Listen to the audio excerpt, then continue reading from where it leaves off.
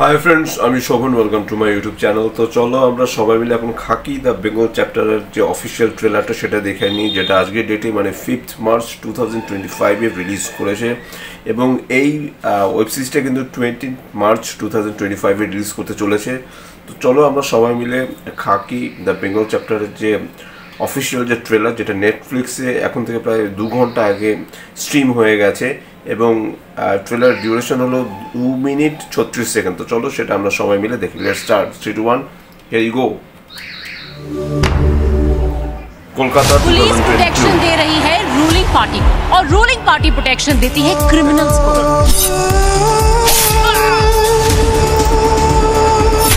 शहर में आतंक फैला हुआ है। शंकर बरुआ का उर्फ बाघा। शेर कितना भी बुढ़ा हो जाए, शेर ही रहता है। अलग लेवल का लॉलेसनेस है यार। पब्लिक के अंदर से पहले इस डर को हटाना पड़ेगा।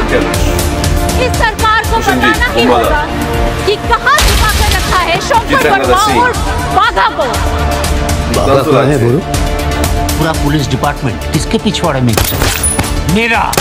But loyalty has now become a liability. Let's get rolling through. শুনলাম তোরা দুজন নাকি বাগার লেফট এন্ড রাইট।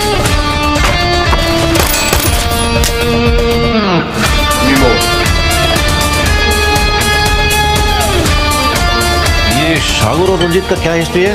एक साथ में ये दोनों डबल डेंजरस। और का ये जो मिसिंग पर्सन और किडनैपिंग के केसेस हैं पिछले कई सालों के, ऑलमोस्ट सारे अनसॉल्व्ड हैं। न कोई विक्टिम वापस आया है, ना ही किसी की बॉडी मिली है। सर, ये इस शहर की एक ऐसी मिस्ट्री है जो आज तक कोई सॉल्व नहीं कर पाया। पूरे क्रिमिनल सिस्टम को साफ करना is my responsibility now. Arjun Maitra अपनी औकात भूल गया है। टाइम कितना हो रहा है? तू जान के क्या करेगा, तेरा तो खराब ही चल रहा है। बदलने वाला है sir. Sheshendu babu wants you to head his security. CM security. Neeraj Pandey. Lal Bazar में झांको तो वाइट यहाँ पे खाकी है। क्राइम जहाँ पे साकी हो तो क्या कहने को बाकी है। कोई अंत नहीं है देखो इनकी चाल का। डरना आता तुझे? नहीं आती है सर। एक और रंग भी देखिए बंगाल का। एक और रंग भी देखिए बंगाल का। एक और रंग भी देखिए बंगाल का। एक और रंग भी देखिए बंगाल का। खाकी द बेंगल चैप्टर। कान पकड़ मुर्गा बन। चल।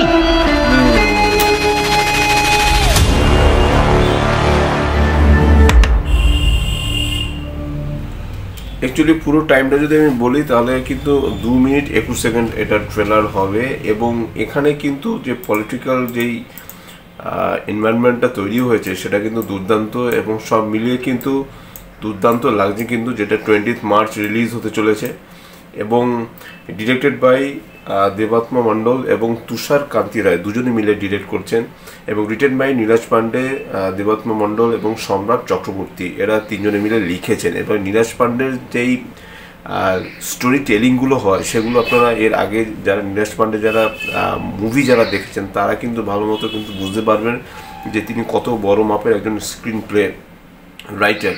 তো তার এই কাজগুলো কিন্তু অসম্ভব রকমের ভালো হয়। এবং নীরাজ পান্ডের খাকি দ্য বেঙ্গল চ্যাপ্টার দেখার আগে দ্য বিহার চ্যাপ্টার যেটা বেরিয়েছিল আজ থেকে কয়েক বছর আগে নেটফ্লিক্সে, সেটা যদি আপনারা দেখে নিন তাহলে কিন্তু খুব ভালো হবে। এবং এই যে পটভূমিকাটাকে দেখানো হয়েছে আজ থেকে প্রায় 23 বছর আগের সেই সময়টা, সেই টাইমলাইনটা 2002, আমি প্রথমে ভুল বলেছিলাম 2022 বলেছিলাম, 2002 হবে সেটা।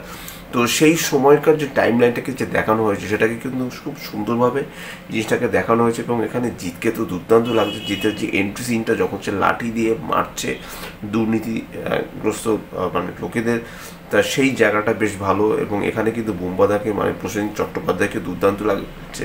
সুভাষকে একটু সময়ের জন্য দেখা গেছে হয়তো অ্যাজ এ পলিটিক্যাল কোনো অ্যাক্টার সে অবশ্যই এখানে, এবং তার ক্যারেক্টারটাও হয়তো বা এখানে অন্যরকম। মিমোর ভয়েসটা এখানে একদমই ভালো আসেনি, যদিও মিমোর ভয়েস খুবটা ভালো নয়। মিমো এখানে অভিনয় করছে, তো কতটা ভালো অভিনয় করে সেটাই দেখার। কিন্তু Chitrangada Singh as a very very good actress, তার অ্যাক্টিং এখানে যথেষ্ট ভালো হবে সেটাই বলাই বাহুল্য। এবং পরমব্রত চট্টোপাধ্যায় তো রয়েছে অ্যাজ এ পুলিশ ইন্সপেক্টর হিসেবে, তাকে কতটা মানায় সেটাই দেখার। এবং জিতকে যতটা বলবো ততটাই হয়তো কম বলা হবে। জিতের এখানে যে অ্যাকশন সিকোয়েন্সেসগুলো রয়েছে, যে চেজিংগুলো রয়েছে, সেই জিনিসগুলোকে কিন্তু খুব সুন্দরভাবে এখানে দেখানো হয়েছে। এবং পুরো বাংলা জুড়ে যে শ্যুটটা করা হয়েছে সেটাও কিন্তু একটা বিশাল ব্যাপার। হয়তো বা বাংলার বাইরেও হয়তো অন্য জায়গায় শ্যুট করা হয়ে থাকতে পারে। এবং যখন আমরা 20 মার্চ 2025 নেটফ্লিক্স OTT প্ল্যাটফর্মে গিয়ে যখন আমরা দেখব, তখন কিন্তু আমরা বুঝতে পারবো এক্স্যাক্টলি নীরাজ পান্ডের খাকি দ্য বেঙ্গল চ্যাপ্টার সেটা কতটা যুক্তিযুক্ত হয়েছে এবং কতটা ভালো হয়েছে এবং কতটা ভালো মাপের হয়েছে। তখন সেটা নিয়ে চুলচেরা বিশ্লেষণ করা যাবে। একটা ট্রেলার দেখে তো পুরোটা বলা যায় না। আমি যদি ট্রেলারের কথাটা বলি, ট্রেলারটাকে খুব সুন্দরভাবে এডিট করা হয়েছে, কাট করা হয়েছে এবং ডিওপির কাজ করেছে তুষারকান্তি রে, অরবিন্দ সিং, তারশ্রী সাহ, সৌভিক বাসু, যথেষ্ট ভালো এডিটের কাজ করেছে হলো প্রবীণ কাথিকুলত অ্যাজ এ এডিটর হিসেবে এর নাম আমি ফার্স্ট টাইম শুনছি। এবং মেকআপের কাজও যথেষ্ট ভালো, কাস্টিংয়ের ভালো, কস্টিউম ডিজাইনার থেকে শুরু করে অ্যাকশন ডিরেক্টর, গ্রেডিংয়ের কাজ, কালার গ্রেডিং যথেষ্ট ভালো। এবং ওই সময় 2002 সালের যে কলকাতার যে টাইমলাইনটা দেখানো হয়েছে সেটা কিন্তু বেশ যুক্তিযুক্ত। কাজে সব মিলে কিন্তু বেঙ্গল খাকি দ্য বেঙ্গল চ্যাপ্টার এটা কিন্তু বেশ জমে গেছে। আমার কিন্তু ট্রেলারটা দুর্দান্ত লেগেছে। এবং আবারও আমি বলছি যে জিতকে কিন্তু দুর্দান্ত লাগছে। এবং জিত যে ভয়েসটা দিয়েছে, জিত যথেষ্ট ভালো হিন্দি বলতে পারে, আপনারা জানেন অ্যাজ এ নন বেঙ্গলি হলেও সে অনেক বাংলা মুভি করেছে। কিন্তু এখানে জিতকে কিন্তু খুব ফ্রেশ দেখাচ্ছে, গোপ রয়েছে, তার মুস্টাচ রয়েছে এবং সে এরকম যে অ্যাকশন সিকোয়েন্সগুলো করছে সেটা ভালো। একটা সিনের কথা বলবো, যখন সে একটা গুলি করে একটা লোক ছিটকে এরকম নদীতে পড়ে যায় সেই জায়গাটা ভালো। এবং একটা চেজের সিন রয়েছে সেটা ভালো। সব মিলে কিন্তু নীরাজ পান্ডের খাকি দ্য বেঙ্গল চ্যাপ্টার আমার কিন্তু দুর্দান্ত লেগেছে। আপনাদের কেমন লেগেছে নিশ্চয়ই আপনাকে কমেন্ট বক্সে লিখে জানান। আর যদি আমার চ্যানেলটা ভালো লেগে থাকে লাইক, শেয়ার, কমেন্ট এবং সাবস্ক্রাইব করতে ভুলবেন। আমার চ্যানেলকে ইনস্টাগ্রামের লিঙ্ক, ফেসবুকের লিঙ্ক এবং ইউটিউবের লিঙ্ক আমার ডিসক্রিপশন বক্সে দিয়ে দেওয়া হয়েছে, সেখান থেকেও আপনারা আমাকে কানেক্ট করতে পারেন। Till then stay tuned, tata.